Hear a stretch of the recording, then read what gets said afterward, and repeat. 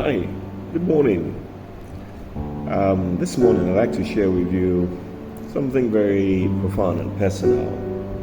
And I'll be talking a little bit about belief in yourself, self confidence. Yeah, everybody has this, mental assent. You just know that there's something called self confidence, believe in yourself, but the real substance of believing in yourself is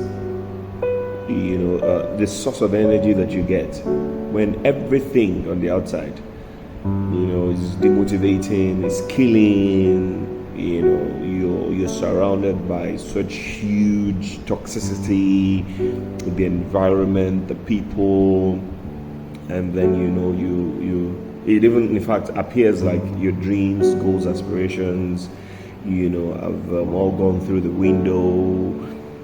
Just feel like shutting down. It looks like nothing is working. Now, it's in times like this that self-confidence and belief in oneself, comes to play. Believing in yourself, yes, a part of it is being bold, being able to express yourself, but the real, element of self-confidence or belief in self is your ability to keep yourself going, to keep going. Under employee engagement, there are some employees, we call them autoletic. Autoletic means these individuals have self-drive.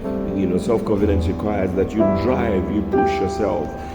Nothing on the outside, the external stimuli, nothing is working, nothing is encouraging, but you keep yourself going.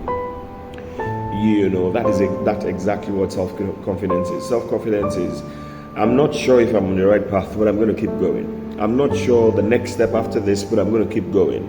I've heard all sorts of criticisms, I've gotten all sorts of feedbacks, but I'm going to keep going.